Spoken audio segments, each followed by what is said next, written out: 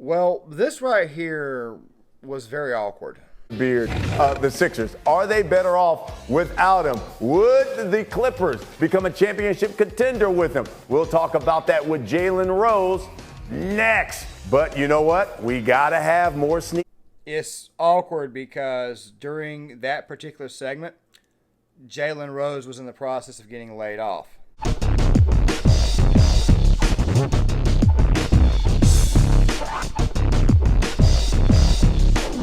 Or that is what ESPN is calling it. So, guys, we have to kind of go back in time a couple of months ago when I talked about ESPN getting ready to do a lot of layoffs and firings. Let's just go ahead and be honest. When you're laid off, you're technically fired, okay? It's just no way around it. It's just the way it is.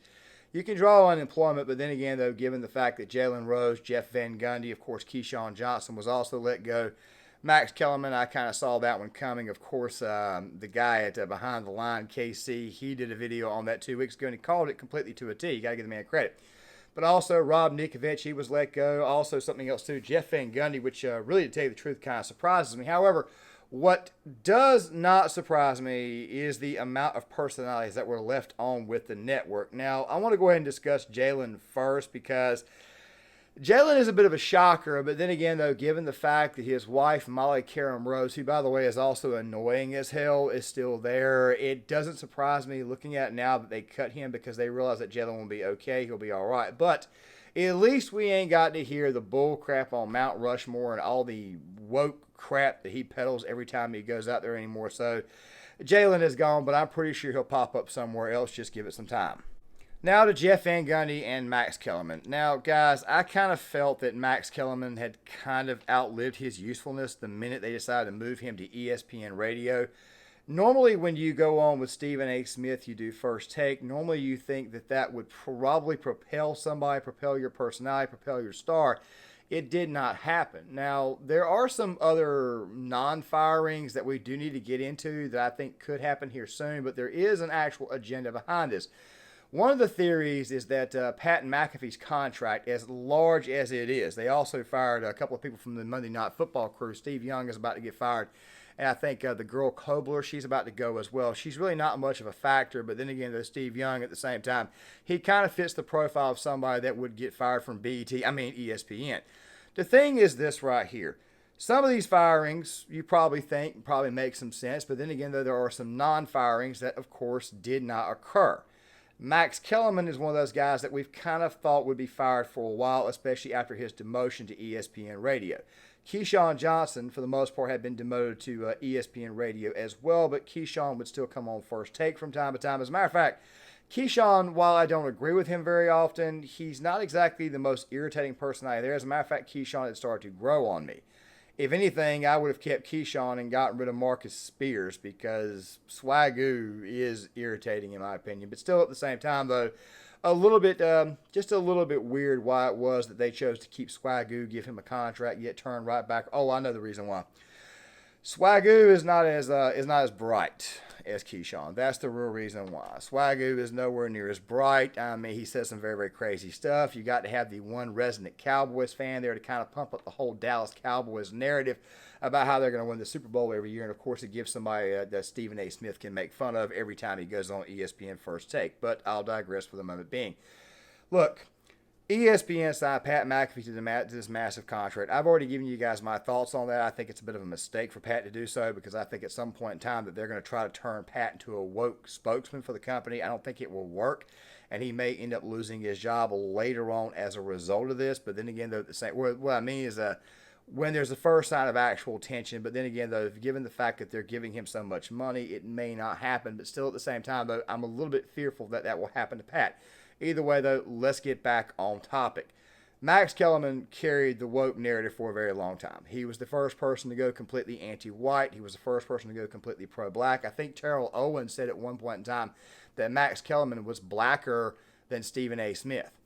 I would find that to be an insult, especially given the fact that Stephen A. Smith decided he wanted to come out and run his mouth about affirmative action and colleges being overturned. Don't worry. We'll do a video on that at a later date because it actually requires a lot more than just a good old-fashioned reaction. I would have had a video out on that, but I wanted to kind of explore a little bit more about the actual law itself. Don't worry, that video is coming. The thing is this right here. In the case of Max Kellerman, we should have seen it coming. But then you get this very interesting case of Jay Williams, who, by the way, is still on. Now, you figured Jay Williams would probably get removed because nobody likes Jay Williams. Same thing with Bomani Jones. But then it hit me that there is a reason why Jay Williams is still with the network.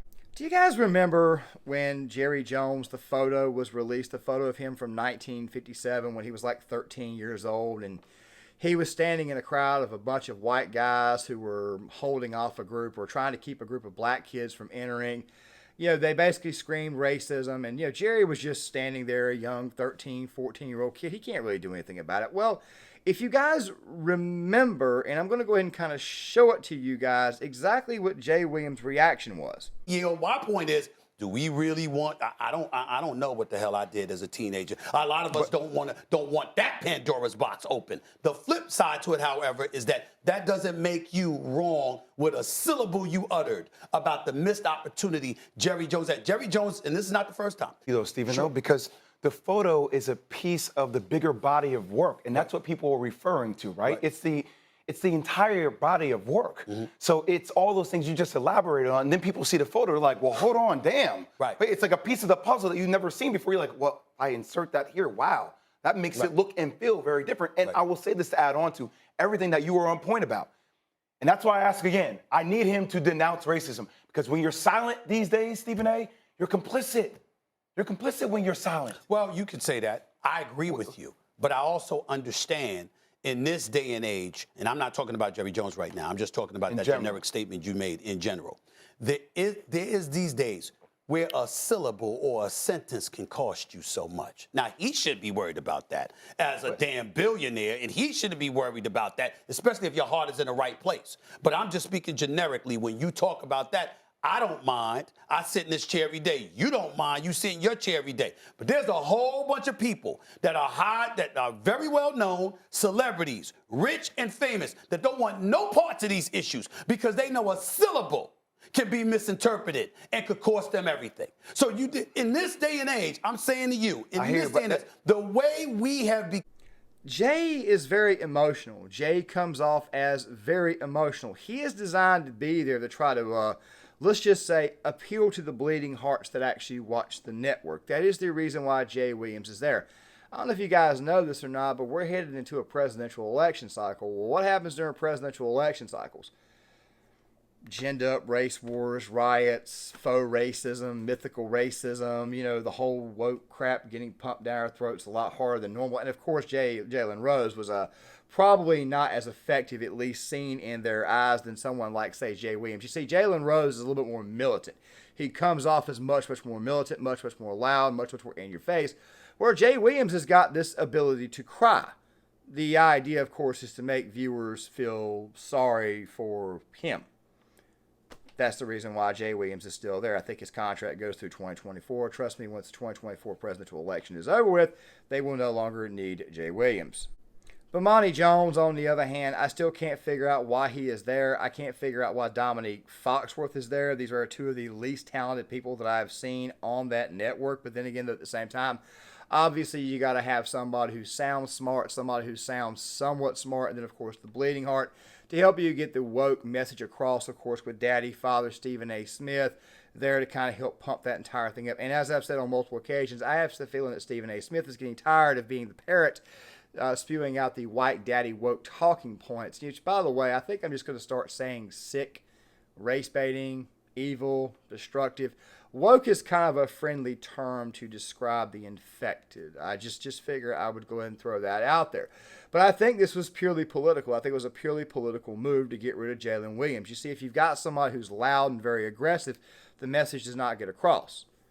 If you use somebody who maybe tears up a little bit, like Jay Williams, who has those very, very weird facial expressions to make you think he's a puppy dog, the message is kind of taken a little bit better. But then again, at the same time, after a while, people just realize what the hell it is. It's playing victim. It's trying to prey on the hearts of very, very weak and stupid, mindless people. Then we get to this case here. You see, guys, I don't like going to Outkick. I really don't like going to Outkick, and I'm going to be completely fair here. The reason why is because I think Clay Travis being used as Rush Limbaugh's replacement is kind of disrespectful, given the fact that he voted for Obama twice and then turned right back around and voted for Gary Johnson. The guy's not exactly a conservative voice to fill that role. On sports, he's pretty good, but then again, though, there was an incident where apparently he got mad and tried to start a fight with his kid's soccer coach or baseball coach, whatever the hell happened. Not a very good look. The personalities over there, Tommy Lahren is just common. She's just ordinary for me. You're probably thinking to yourself, dude, why the hell are you bashing Outkick? Wouldn't you want to work there someday? I don't know. I mean, make this video go freaking viral so that way these people can see what the hell I'm saying, and we'll handle that. We'll cross that bridge when we get there. But the fact of the matter is that I really and truly don't like watching Outkick.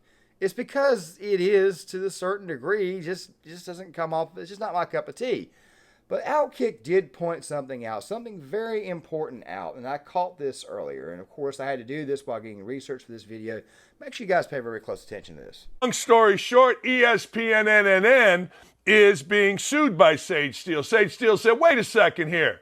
Just because I said Obama, whose mother is white, whose father is non-existent, she questioned. She had the audacity, ladies and gentlemen, to question, wait, look, Obama, what are you doing, man? Why do you think that you should be black and not white? People got mad about that. Sage Steele, they were killing her. She were crushing her. ESPN, of course, got all upset. And next thing you know, Sage is like, wait a second, you can't take me off stuff. She is the driving force of basically the Women's Diversity Forum at ESPN. She got taken off of that because she wasn't black enough, because of her conservative views. I was watching Elle Duncan, who hosted. I'm like, she ain't blacker than Sage Steele. I mean, I don't know. Maybe just because you are a liberal means that you're black. But Sage is standing up. She's not accepting. I was texting with Sage 2 nights ago. I'm like, good for you. She's like, yeah, we're not having it. No. Good Now, you're for probably thinking to yourself, what was there to pay attention to? Well, Sage Steele. She is one of the non-liberal voices there. She's a black lady. She's an attractive lady, by the way. I just figured I'd go ahead and throw that out there. I've always liked Sage. I've always thought Sage was a joy to listen to. I caught her on the Jay Cutler podcast that he has. You know, Jay Cutler used to make fun of him a lot when he played for the Bears, me being a Packer fan. But since he's been retired, Jay's actually grown on me, especially having to look at what the hell he had to go through with his ex-wife, Kristen Cavallari. That show, by the way, I'm not into chick flicks or anything, but if you go online and watch the episode segments of Totally Cavallari, and it's just Jay Cutler's facial expressions, the crap he has to deal with from her. It really, truly, it's actually a joy to watch. But back on topic. Here's the thing. Sage Steele right now is currently in a lawsuit with ESPN. So you're possibly losing money from this right here, which, by the way, they probably will lose that case. You're possibly losing money from there. You're giving Pat McAfee roughly $90 million. So you have got to decide who stays and who goes. They obviously chose to get rid of some old white men that we thought were going to go. And then they turned right back around and they got rid of the smart Cowboys fan in favor of giving the money to a dumb Cowboys fan. Then they turned right back around and got rid of the loudmouth in favor of keeping for the next year the whiny J. Beta Mel Williams. This is all political. It's all a part of an agenda. If you sit back, guys, and just critically think about what it is that they're doing at ESPN, you guys will be able to figure out exactly what it is that they are doing. This is all political. The idea is to try to make them more moderate in certain circumstances. That's the reason why they brought Pat McAfee over. Trust me, at some point in time, they're going to want him to start squeezing the woke cucumber, the woke bird, wherever the hell it is. Of course, Pat, he may say no to it, and he may, of course, get fired as a result. Or he may be able to completely breeze by, absolutely no problems, no questions asked or anything, and then they probably fire him a year later. It's one of the reasons why it is I never like that contract, because it automatically makes people think that you've sold out. Some people, by the way, do think you've sold out. Me personally, I'm just here to simply here to warn you, dude, that is what the hell they're going to try to do. But when you factor in that contract, when you factor in the contracts that they have been giving recently, especially when it comes to someone like, say, Troy Aikman, Joe Buck, it seems to me like ESPN is trying to decide which ones are most effective, because sometimes less is better. Sometimes more is just too damn much and not very effective. And that right there is what I think is happening. They've chosen certain select personalities to let go. Jalen Rose, of course, was probably definitely the biggest personality out of the group. And while at first a little bit puzzled why they did that, it didn't take me long to figure out after just doing a little bit of thinking, especially given the guy's MO in his past, that there was definitely a reason behind that. And trust me, guys, it's pure political. Guys, John Claymore here. If you guys like this content, please hit the like button. If you think if you guys feel that I've earned your subscription, please hit that subscribe button, hit the notification bell, sound off in the comment section. I want to get you guys' thoughts. This video right here will be coming out tomorrow to go along with the Indiana Jones reveal that will be I will be making tonight once I leave the theater. This video right here is going to be posted roughly right around 11 o'clock. I'd say right around noon, and then the Indiana Jones video will come out shortly after that. I got to kind of scrunch my videos together a little bit tighter for tomorrow. The affirmative action video, I'm looking at that one being out on Sunday or Monday. I want to get a little bit more evidence, a little bit more information on the law itself. I mean, most of us already know the actual law itself, but I just want to have it for greater context. And there's actually this very, very weird circumstance of Anna Kasparian from TYT continuing to do what the hell we've praised her for doing recently. Calling out faux racism and calling out people who use the race card. Guys, with that rather being said, I've got a movie to go watch and a movie to review. I will see you guys later.